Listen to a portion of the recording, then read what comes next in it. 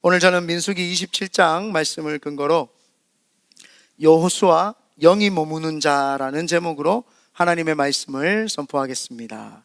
우리 지난주에는 우리 갈렙을 수식하는 수식어에 대해서 이야기를 좀 나눴죠. 그래서 갈렙의 삶 전체를 수식하는 한 단어, 그러면은 혹시 기억나시는 분 계십니까?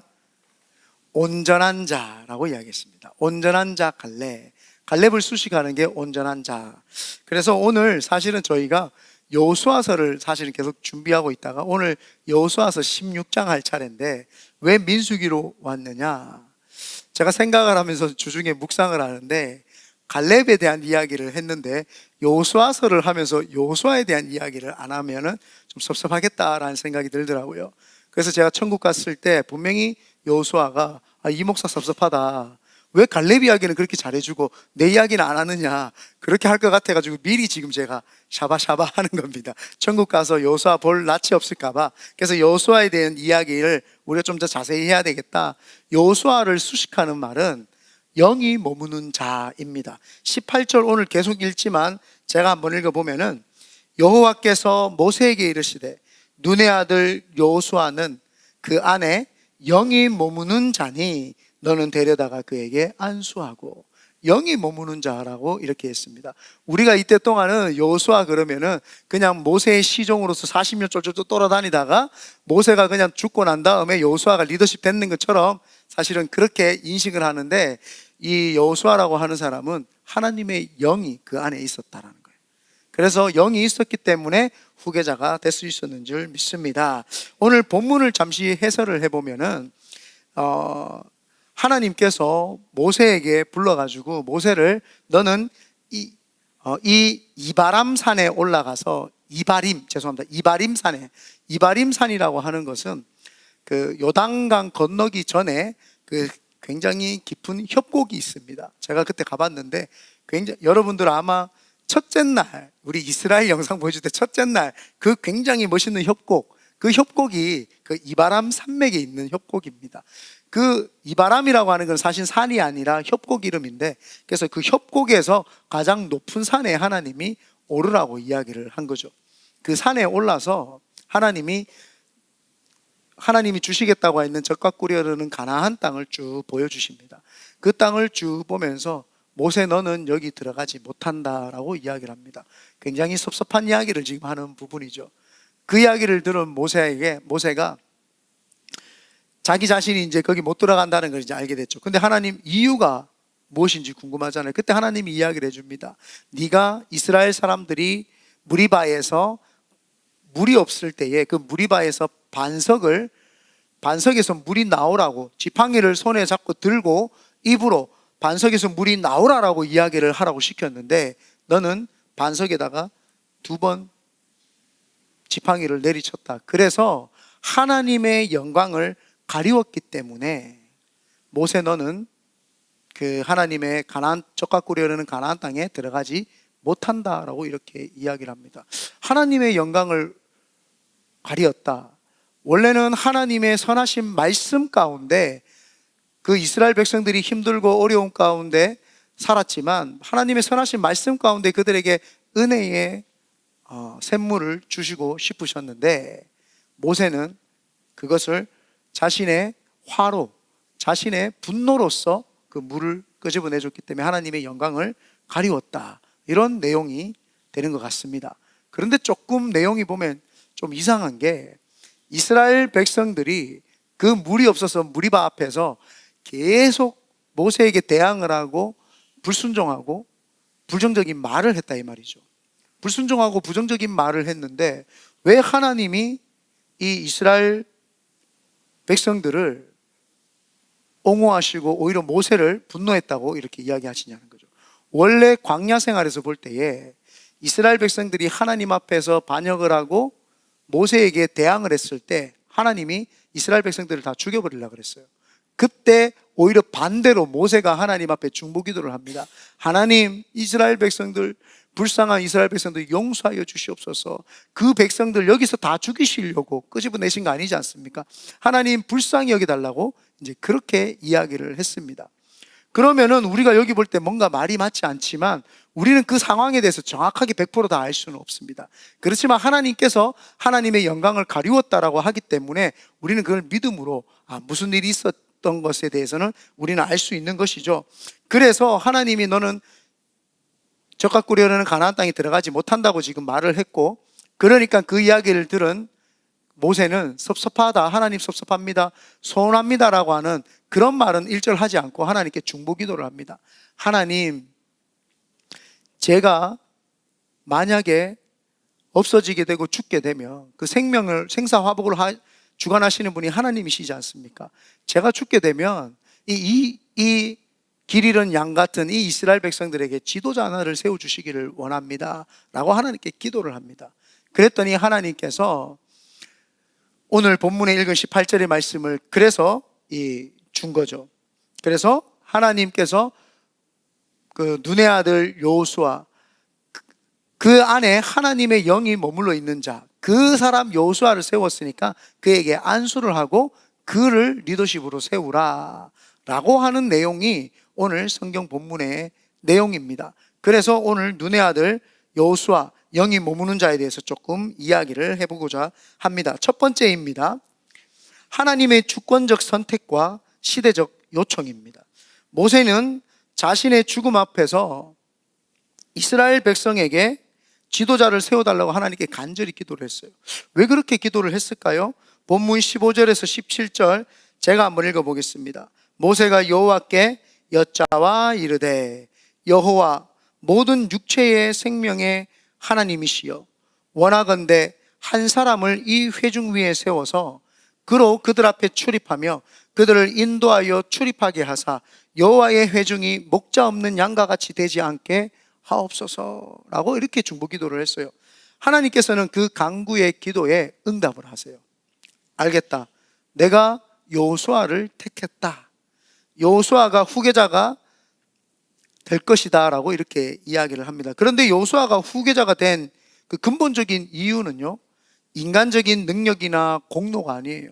자신의 공로가 있고 인간적인 능력이 있어서 세운 것이 아닙니다. 오직 하나님의 주권적인 선택이라는 거죠.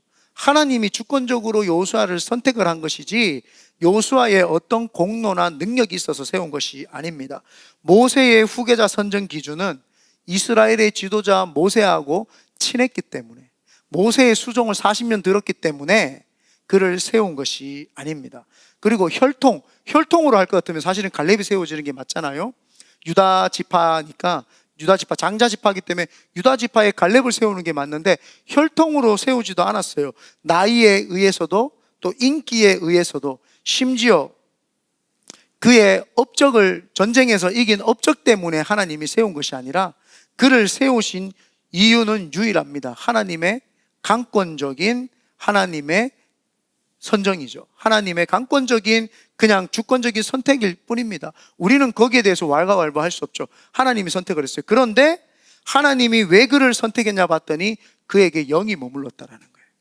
하나님이 그를 주권적으로 선택하기 위해서 그에게 영이 머물러 있었던 거예요. 하나님의 영이 머물러 있었죠. 그리고는 왜 그 여호수아를 하나님이 세우셨느냐? 새로운 시대에 새로운 리더가 필요하기 때문이죠. 모세라고 하는 사람은 해방을 이끌었던 해방 리더십입니다. 해방을 이끌었고 율법이라고 하는 법을 제정을 했던 그런 리더십이 이 모세죠. 그래서 모세의 리더십은 그들을 해방시키고 자유하게 해주며 하나님 말씀대로 살게끔 그들을 돕고 교육하고 인도하면서 광야 40년 동안 그들을 훈련시켰던 사람이 바로 모세였습니다. 그런데 여호수아라고 하는 사람은 해방과 율법이 아니라 약속의 땅을 정복하고 그 정복한 땅을 배분하는 역할을 하는 사람이 이제 바로 이 여호수아라는 거죠. 새로운 시대에 새로운 리더가 필요한 것입니다. 그래서 하나님의 땅을 믿음으로 쟁취하는, 실천할 수 있는 그 사람이 필요했던 거죠. 그러니까 후계자를 선정을 할 때에 하나님의 주권적인 선택이 있었고 그 선택을 받더니 하나님의 영이 머무른 자였고 그 영이 머무른 자가 해야 될 일은 이제 믿음으로 그 땅을 정복하고 그것을 배분하고 나누어 주는 일, 새로운 시대에 새로운 리더자가 필요했던 것이죠. 이 새로운 시대에는 자신의 경험과 지혜가 아닌 오직 성령의 능력과 인도하심을 따라 움직이는 리더자가 필요한 것이죠. 모세라고 하는 사람은 광야 40년 동안 생활을 했었어요. 그러다 보니까 광야를 잘 아는 사람입니다. 그리고 모세는 또 애굽에서 40년 동안 살았어요. 왕자로서 어떻게 살아야 되는지도 알았습니다. 그 사람은 탁월한 리더십도 있었고, 또 광야라고 하는 지형 지물이 없는 그곳에서도 살았기 때문에 거기를 어떻게 살아야 되는지를 버티고 아는 사람이었던 거죠. 그러니까 제일 처음에 광야를 모르는 사람을 리더를 세우면 이스라엘 백성들이 아예 따라 나오지도 않았을 겁니다. 겁이 나가지고.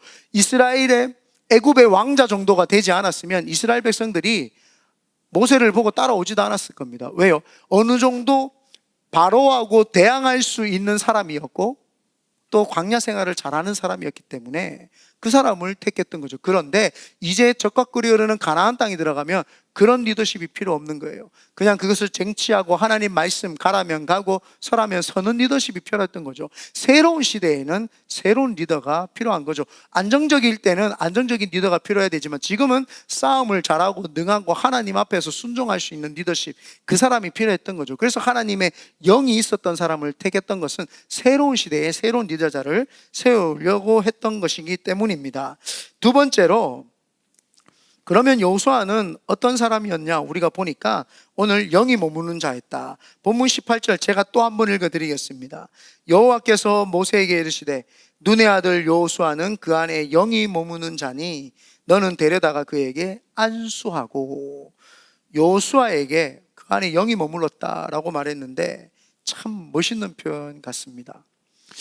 너무 멋있지 않습니까? 여러분, 하나님이 여러분을 불렀는데 참 이 사람 천사들한테 참 지금 영이 머물렀던 자, 내가 참 기뻐했던 자가 올라온다, 맞이해라.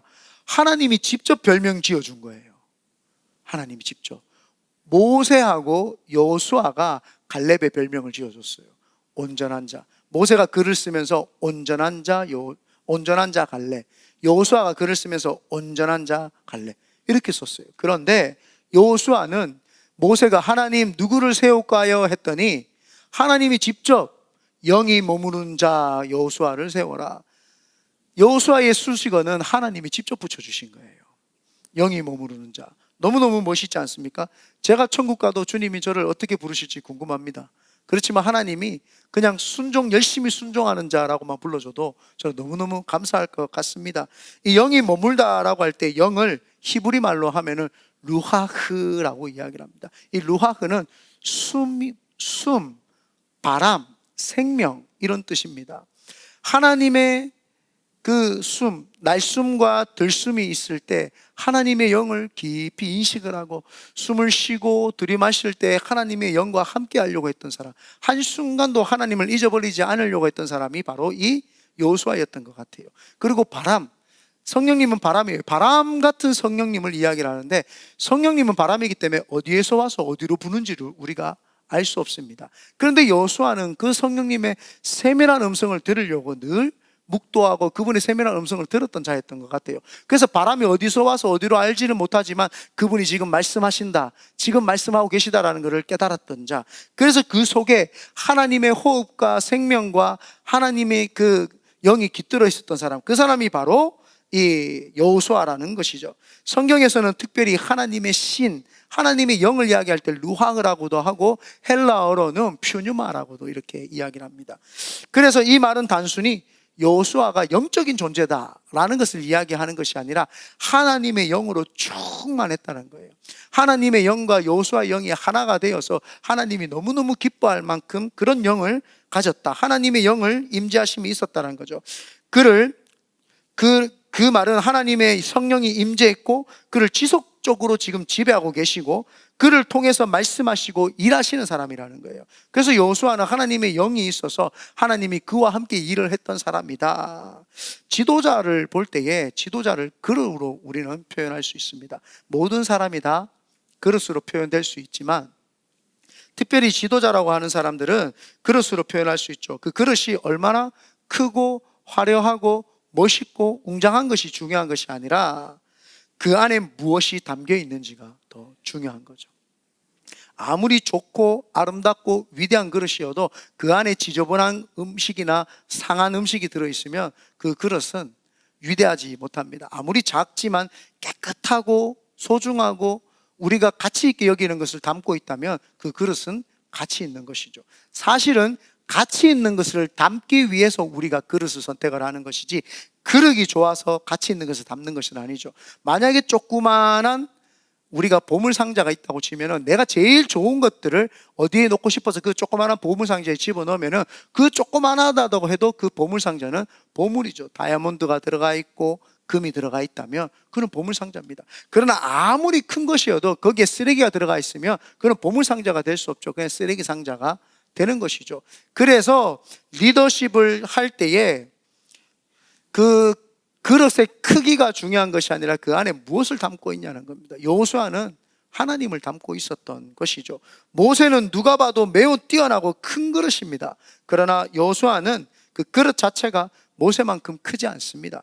그렇지만 여호수아는 모세와 같이 그 안에 하나님의 영, 루하의 영을, 그 내용물을 담고 있었기 때문에 모세처럼 여호수아도 귀하게 쓰임 받았던 것입니다. 하나님은 그 그릇의 크기가 아니라 그 안에 성령의 충만함이 있는 자를 택하시는 줄 믿습니다. 여호수아는 40년 동안 광야 생활을 했고 모세의 시종이었습니다. 그런데 그는 장막을 떠나지 않는 사람이었다고 성경에서 이야기를 합니다. 어떻게 모세에게 하나님의 영이 임했을까? 그 사람이요, 모세보다 더 기도를 많이 하는 사람이었어요. 또 목사님 뻥치시네. 이거 목사님 모세보다 어떻게 기도를 많이 하겠습니까? 출애굽기 33장 11절 한번 다 같이 천천히 한번 읽어봅니다. 시작. 사람이 자기의 친구와 이야기함 같이 여호와께서는 모세와 대면하여 말씀하시며 모세는 진으로 돌아오나 눈의 아들 젊은 수종자 여호수아는 회막을 떠나지 아니하니라. 모세는 하나님이 친구처럼 이야기를 했어요. 그 밑에서 40년 동안 지켜본 여호수아의 바람이 뭐였겠어요? 하나님, 왜 모세하고는 대화해 주시고 모세는 만나 주십니까? 저도 하나님 만나 주십시오 라고 하지 않았겠어요? 그렇게 기도하지 않았겠습니까? 그렇게 기도하면서 모세는 하나님하고 이야기하고 집에 장막으로 돌아가는데 이 여호수아는 회막을 떠나지 않았던 거예요. 하나님에게 머물러 있고 하나님의 영이 내 속에 올 때까지 소망하고 기대하는 그 마음이 달랐던 거예요. 모세가 떠나갔는데도 회막에서 기도를 하는 거예요. 하나님, 나에게도 저 영을 부어 주시옵소서. 하나님, 나에게도 기름 부어 주세요. 하나님이 나를 써주시면 좋겠습니다. 회막을 떠나지 않았던 사람이에요. 많은 사람들은 여호수아가 그냥 모세 죽고 나서 주의 종이 되어가지고 위대하게 쓰임받은 줄 알죠? 아닙니다. 그에게 하나님이 영이 임했는데 그 영이 아무한테나 임하지 않아요. 가만히 봤더니 이 여호수아가 회막을 떠나지 않았던 거예요.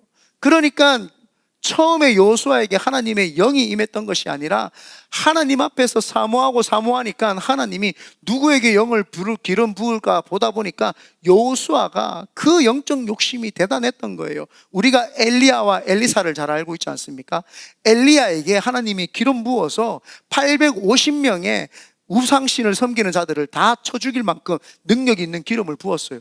그런데 그 엘리야가 하늘로 승천하기 전에 엘리사가 나에게도 갑절의 영감을 주세요. 당신처럼 기름 부음을 받아서 장자로 쓰임 받고 싶습니다 했더니 엘리야가 뭐라고 하냐? 그건 내가 할 수 있는 것이 아니다. 기름 부음은 하나님이 주는 거지 강권적인 은혜고 권세지 내가 주는 것이 아니다. 나는 줄 수 없다. 하지만 하나님이 허락하시면 될지 모르겠다고 자기의 옷을 던졌는데 그 옷을 딱 받아드는 순간 하나님의 영이 임하는 거예요. 그때 그걸 가지고 요단강을 쳤더니 요단강이 갈라지는 역사가 있었죠. 제가 성경을 보면은 저하고 제일 비슷하게 하나님을 만났고 제일 비슷한 삶을 살아가는 것처럼 보인 사람은 사도 바울이에요. 그런데 제가 예전에 공부를 하면서 성경을 읽다가 여호수아를 봤는데 여호수아가 너무 좋은 거예요. 그래서 제가 여호수아를 해야 되겠다라는 그 마음을 했는데 하나님은 너는 폴이다.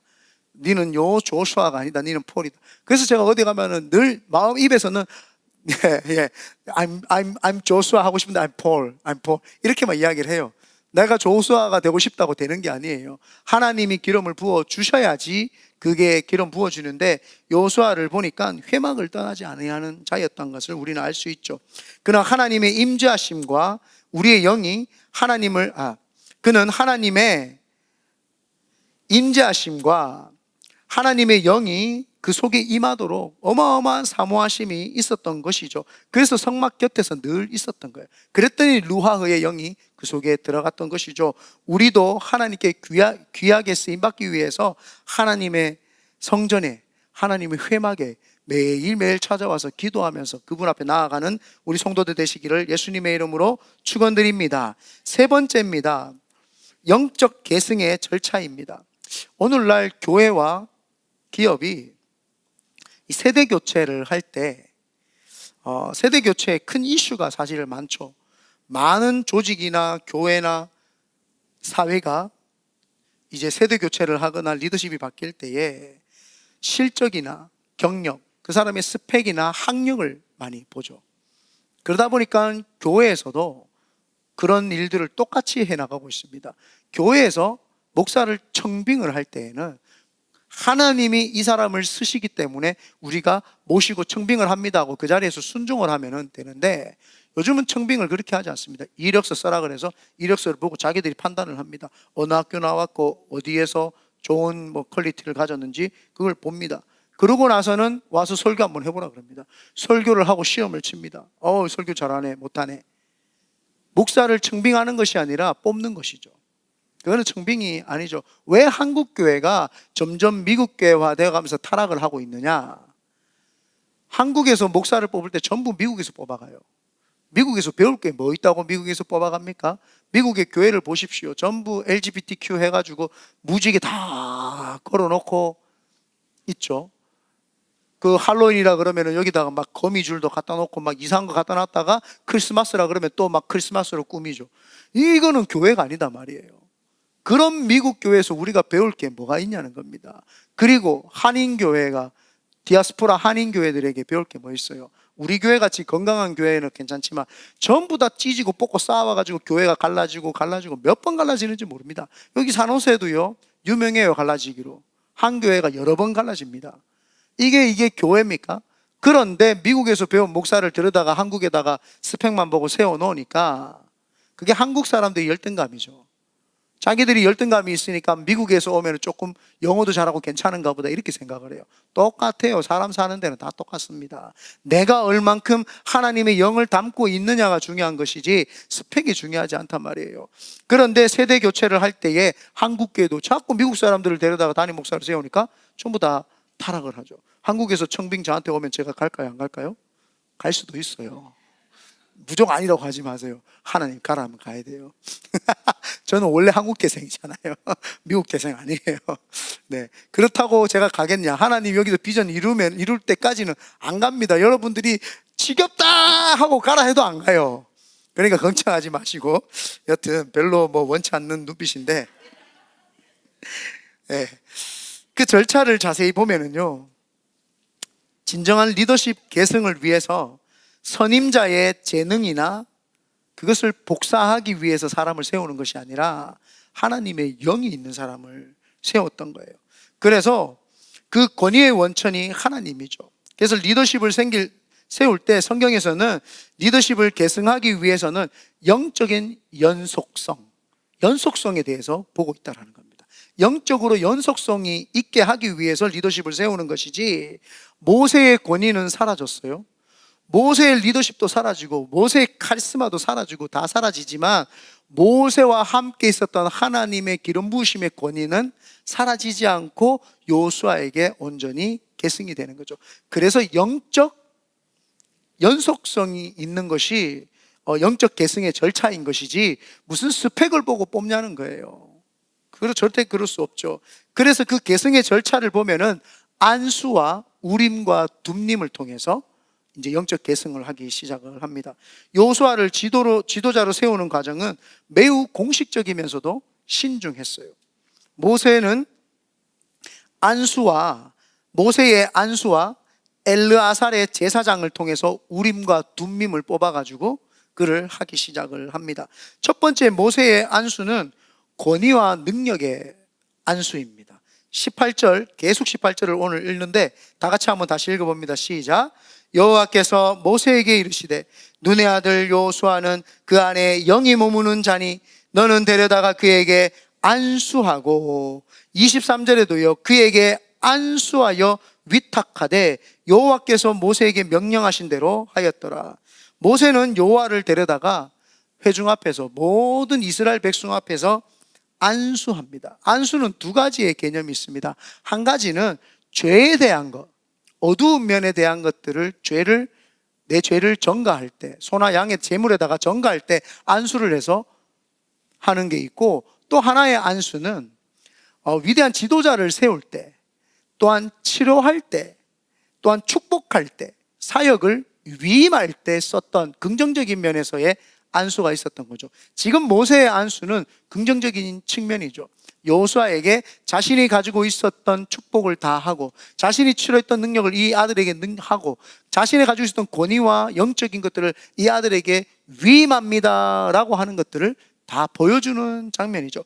그래서 목사가 이 지방에나 총회에 있는 목사님들이 와서 목사가 될 때에 전부 안수를 해줍니다.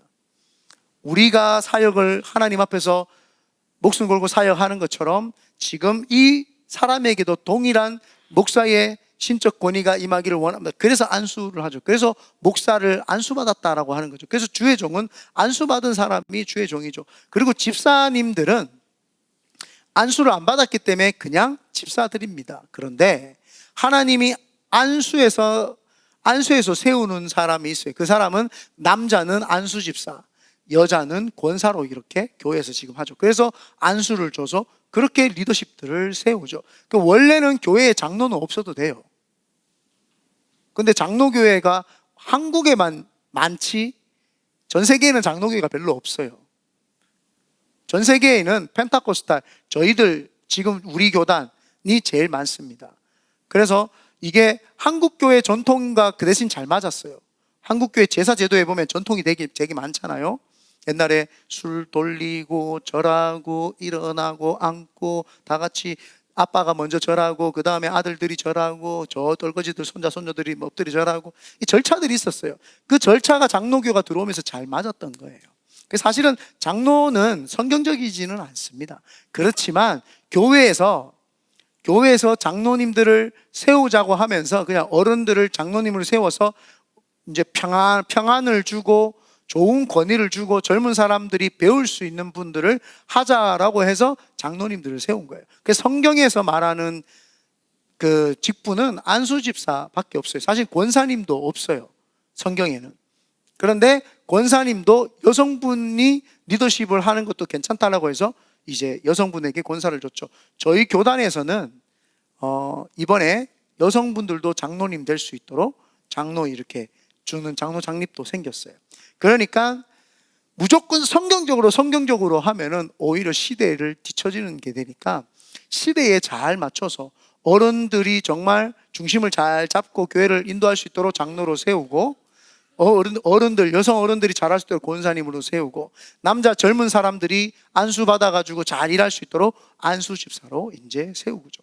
그리고 나서는 그렇게 직분으로 하나님께 기름 부음 받아서 직분 쓰임 받기 전에는 집사 직분을 그냥 주는, 그걸 서리 집사라고 이렇게 이야기를 합니다. 그래서 모세가 지금 안수에서 자신의 가지고 있었던 영적 권위를 이 여호수아에게 다 넘겨주는 거죠. 모든 이스라엘 백성들이 그걸 다 지금 지켜보고 있는 거예요. 모세가 자신의 리더십을 이 사람에게 다 이양을 하는구나 라는 거죠. 그리고 나서는 모세가 자신의 지위나 명예에 연연하지 않고 이렇게 다 안수를 해주는 거예요. 그러니까 그게 보기에 좋은 거예요. 와, 모세가 자기 리더십을 더 고수할 수 있지만 저 사람이 지금 눈이 총명한데 아직도 더 쓰임받을 수 있는데도 불구하고 잘 정권을 이양을 하네. 멋있다. 백성들이 볼 때도 참 괜찮은 지도자였다. 리더십을 여호수아를 세우면서 참 여호수아도 참 하나님께 머물러 있고 성전에 그렇게 기도하더니 하나님께 기름 부음 받고 잘 하는구나. 그래서 정권 이양이 잘 진행이 되는 모습들이 아름답죠. 그리고 우림과 둠림으로 영적 계승의 절차를 이어갑니다. 우림과 둠림은 뭐냐 하면은 대제사장 엘르아살이라고 하는 이제 제사를 지낼 때 제사를 하는 그 제사장이 있었습니다. 그러면 그 제사장에게 여기에 의의 흉패라고 해서 흉패가 있습니다. 12개의 모양의 그 보석들을 여기에 흉패를 달고 있습니다. 그래서 이름들이 다 있는데 다 못 외웁니다. 색깔도 있고요, 이름도 있어요. 여기 12개 이렇게 있습니다. 그 안에 어떻게 집어넣는지는 잘 모르는데 거기에 손을 집어넣으면은, 그 안에 손을 집어넣으면은 우림과 둠림이 있습니다. 그 우림과 둠림은 바둑알처럼 흰색과 검은색인데, 우림은 빛이라고 하는 뜻이어서 흰색으로 했고, 둠림은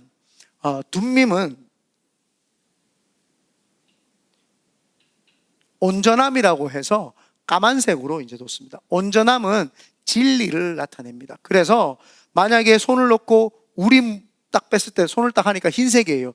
그러면 빛 가운데로 나아가십시오, 하나님 예스, 이런 뜻입니다. 그런데 손을 넣어가지고 뺐는데 까만색을 딱 나오면은 둠림입니다. 온전함. 이거는 진리 가운데 맞는지 아닌지 한번 체크해 봐야 될 것 같습니다. No, 이런 이제 사인이 되죠. 그래서 이스라엘 백성들을 쭉 놓고 모세가 요수아를 딱 놓고 엘르아살을 딱 놓습니다. 엘르아살에게 대제사장이요 요수아를 우리가 리더십으로 이제 이양을 하려고 하는데 해야 됩니까? 우림과 둠림을 해 주십시오 했더니 제사장이 기도하고 손을 집어넣고 딱 빼면서 딱 백성들에게 보여줬더니 우림이 탁 나옵니다. 이거는 하나님이 요수아를 세우신다라고 하는, 이거는 법적 계승의 절차입니다 라고 하면서 딱 위임을 하는 거죠. 모든 백성이 그 앞에서 아멘. 우림과 둠림은 아무 때나 보여주지 않거든요. 그러니까 아멘하고 그 자리에서 다 엎드려서 순종의 의사를 다 밝히는 거죠. 우리는 요수아에게 순종하겠습니다, 복종하겠습니다 라고 하면서 그렇게 이제 합니다. 그래서 21절에 제가 한번 읽어봅니다. 그는 제사장 엘르아살 앞에 설 것이요 엘르아살은 그를 위하여 우림의 판결로서 여호와 앞에 물을 것이며 그와 온 이스라엘 자손 곧 온 회중은 엘르아살의 말을 따라 나가며 들어올 것이니라. 이 엘르아살이라고 하는 사람 기억나십니까? 여호수아가 땅을 다 5년 전쟁에서 땅을 정복하고 난 다음에 분배를 해야 돼요. 그런데 여호수아가 기록을 했기 때문에 이름이 자기가 제일 먼저 나와야 되는데 그 이름 앞에 대제사장 엘르아살 이름이 먼저 나왔죠. 땅을 분배할 때 세 부류가 있었어요. 엘르아살 대제사장과 여호수아와 그 다음에 족장들을 모아다가 같이 땅을 분배했다 하고 제가 이야기를 했죠. 이 엘르아살이라고 하는 사람이 모세 있을 때부터 있었던 사람이에요. 대제사장으로 있었던 것이죠. 그래서 여호수아가 정권 이양이 되었을 때에 정권 이양이 되었을 때에 이 엘르아살의 말에도 귀를 기울이라는 거예요. 왜냐하면 여호수아는 모세와 똑같은 방식으로 하나님이 인도하지 않았어요. 모세는 하나님이 기도하면은 하나님이 직접 다 말씀을 하셔가지고 직접 다 하나님이 사람을 세웠어요. 그런데 여호수아는 그렇지 않아요. 여호수아는 하나님이 직접 말씀을 하시는 것이 아니라 자기에게도 말씀하시지만 엘르아살에게도 말씀을 하시는 거예요. 그래서 본인이 하나님 앞에서 기도하고 엘르아살에게 가서 이야기를 하면 엘르아살이 우림과 둠림, 하나님 앞에서 우리 여리고성 칠까요? 기도해 보겠습니다 하고 엘르아살이 손을 넣어서 우림 치시죠. 하나님이 붙이셨습니다. 그러면은 이제 전쟁에 나가는 거예요. 아이성은 묻지 않고 바로 갔던 거예요. 그러니까 박살이 난 거죠. 그러고 나서 다시 길갈로 돌아와서 어떻게 해야 됩니까? 엘르아살 손 집어넣고 우림입니다. 하나님 붙이셨습니다. 가시죠. 그래서 하나님과 사람이 같이 협력해서 일을 했다고 제가 이야기를 했죠. 그래서 하나님이 허락하셨고 여호수아가 작전을 세우는 거예요. 자, 사람 복병은 뒤에 숨고 우리는 앞에 간다. 그렇게 해서 전쟁에 이기게 된 것이죠. 그래서 당대 리더십은 어쩔 수가 없어요. 모세 말고는 하나님의 음성을 듣고 이 영적인 것을 아는 사람이 없기 때문에 모세에게만 하나님이 말씀을 하셨어요. 그런데 2대, 3대가 되면은 그들 또한 이제 하나님이 어떤 분이시고 율법과 규례에 대해서 다 알게 되잖아요. 그러니까 하나님이 그들에게도 동일하게 말씀을 하시지만 그거를 혼자 결정하는 것이 아니라 함께 결정을 하라는 거예요. 그래서 교회도 개척을 하고 하면은 이 담임 목사, 첫째 개척의 담임 목사에게 왜 그렇게 카리스마 있고 절대적인 주권이 있을 수밖에 없어요. 왜냐하면 그 사람은 혼자가 이 개척을 할 때 하나님 앞에 영광을 받아서 억지로 몸부림치면서 했어요. 그래서 집사를 세우고 권사를 세우고 안수집사 세우고 장로를 세웠어요. 그러니까 당연히 이 목사가 세운 사람들이 다 리더십이 되니까 절대 주권을 가질 수밖에 없는 거예요. 그런데 이제 후계자가 오면은 그렇게 해서는 안 되죠. 그 전임 목사가 세워놓던 사람들하고 함께 부딪히지 말고 잘 협력해서 할 수 있는 사람, 그런 사람을 세우는 게 중요한 겁니다. 그래서 굉장히 성경적인 내용이다. 그래서 이는 여호수아는 자신의 판단이나 자신을 의존하는 것을 금지하라는 거예요. 아무리 영이 충만한 지도자라도 인간적인 지혜와 경험만으로 결정해서는 안 된다는 것입니다. 하나님의 말씀을 의존하고 지도자는 예배 중심의 사람들과 함께 이야기를 하고 기도를 하고 공동체를 이끌어 가야 된다는 거죠. 즉 개인의 카리스마보다 공동체의 영적인 질서와 말씀이 중심이 돼야 된다는 겁니다. 그래서 여호수아에게는 모세가 안수했지만 엘르아사를 통해서 우림과 둠밈이라고 하는 계승 절차를 통해서 혼자 일하지 말고 같이 일하라는 것을 보여준 것인 줄 믿습니다. 그래서 우리도 교만을 방지하기 위해서 항상 내만 잘났다고 하지 말고 남편하고 아내하고 상의하시기를 예수님의 이름으로 축원드립니다. 아멘. 아멘 안 하신 분은 자기가 잘났다는 거죠. 네, 내가 내 남편보다 내 아내보다 다 잘났다 뭐 그러지 마세요. 똑같아요. 돕는 배필, 왜 돕는 줄 아세요? 돕는 사람이 능력이 있기 때문에 돕는 거예요. 그래서 남자는 리더십으로 세웠고 여자는 돕는 배필, 더 능력이 많은 거예요. 왜? 성경에 보면은 하나님이 도우시는 하나님이라고 했잖아요. 하나님이 도우실 때 능력이 있기 때문에 도우는 거예요. 여자분들이 돕는 배필이라는 거는 남자들이 조금 띵하기 때문에 여자들을 붙여놓은 거예요. 그런데 여자들이 자주 아픈 이유가 뭐예요? 옵션이 많아서 그래요. 옛날에 포니2 같은 차는요, 고장나면은 칩 빼가지고 훅 불고 꼽으면 바로 가요. 근데 요즘에는 전자 시스템이어서 고장나면 골치가 아파. 옵션이 많아가지고. 그런데 이제 그 옵션이 많기 때문에, 그래서 남자들이 여자를 끈질게 보호해줘야 됩니다. 여자들 말이 많고 탈이 많아요. 네. 능력은 있는데 말이 많고 탈이 많아요.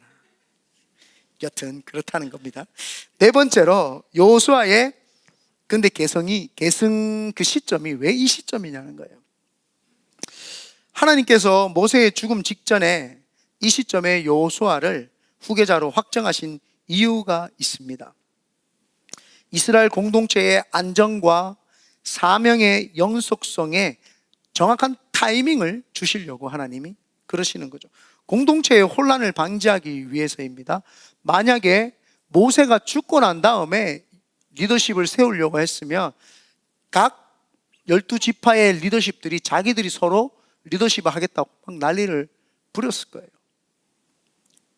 그러니까 지도자가 부재해 있는 상태에 만약에 리더십을 뽑으려고 했으면 어쩌면 나라가 갈라졌을 수도 있어요. 여러 많은 사람들이 자기들이 리더십이 되겠다고 그럴 수 있겠죠. 그러니까 하나님이 이 시점에 모세가 죽기 전에 모세 앞에서 정확하게 리더십을 뽑아버리는 거예요. 그리고 모세가 죽고 난 다음에 사람들이 갑자기 모세가 죽으면 당황스럽잖아요. 야, 이걸 어떻게 해야 되나? 이걸 어떻게 수습해야 되냐? 하는데 모세가 죽기 전에 여호수아를 세워놓고 있으니까 사람들이 모세에게 기대던 마음을 여호수아에게 어느 정도를 줄 수 있잖아요. 그러면은 모세가 죽어도 그 사람들이 마음이 너무 요동하지는 않고 애도만 하지만 여호수아에게도 그 리더십을 잘 줄 수가 있기 때문이죠. 영적인 공백이나 혼란을 최소화하기 위해서, 그 다음 세대에 평화를 주기 위해서 이 시점에 이 정권 이양이 이제 계승이 시점이 이루어진 거죠. 또 하나는 뭐냐 하면은 약속의 땅을 들어가려면은 준비를 해야 돼요. 워밍업을 해야 되잖아요. 이스라엘은 이제 요단강을 건너야 되고 하는 시점인데 지금 여호수아의 리더십을 확인할 길이 없어요. 만약에 가나안 땅 들어가가지고 전쟁 앞에 뒀는데 리더십에 대해서 이제 한번 발휘해 보세요 그러면은 여호수아도 부담일 거예요. 자기가 한 번도 지시해 본 적이 없는데 지금 전쟁 앞에서 지시를 해야 되니까. 그런데 전쟁이 시작하기 전에 먼저 할례를 명하고 요단강을 건널 때 명령을 하고 그리고는 여리고 성 앞에서 돌면서 명령을 하고 하나님이 여호수아가 말하는 대로 여호수아와 함께 하신다는 걸 보여주고 난 다음에 여호수아가 전복 전쟁을 같이 해도 문제가 없었던 것이죠. 그러니까 가나안 전복 전쟁 들어가기 전에 하나님이 요단강과 여리고성을 통해서 여호수아를 통해서 그 영적 지도십을 잘 이양을 하고 이 여호수아도 믿어도 되겠다라고 하는 그 마음을 주시기 위해서 영적 전환기, 군사적인 전환기를 맞이하기 위해서 새로운 리더십을 주신 줄 믿습니다. 이 시점의 임명은 백성들에게 하나님의 언약은 사람의 유무에 관계없이 된다는 거죠. 하나님의 언약은, 아브라함의 언약은 모세가 세워줘도 이루어지고 여호수아가 세워줘도 이루어지니까 믿고 따라가라 이 말인 겁니다. 그렇기 때문에 하나님께서는 강력한 그 메시지를 주시기 위해서 개성의 시점을 이쯤에 뒀다라는 것입니다. 결론을 맺겠습니다. 여호수아는 영이 머무르는 자로서 하나님의 뜻을 따라 이스라엘의 지도자가 되었습니다. 오늘 이 시대에 우리에게 필요한 영성은 바로 여호수아의 그 영이 머무는 그 영성인 줄 믿습니다. 우리가 세상 속에서 각자의 자리, 가정, 직장, 교회에서 참된 지도자 혹은 영향력 있는 신앙인이 되기 위해서는 세상의 스펙이 아니라 우리 안에 루하흐, 하나님의 영이 충만히 머물러 있게 되시기를 예수님의 이름으로 축원드립니다. 그래서 위대하게 쓰임받는 우리 믿음의 명문가정 되시기를 다시 한번 축원드립니다. 아멘.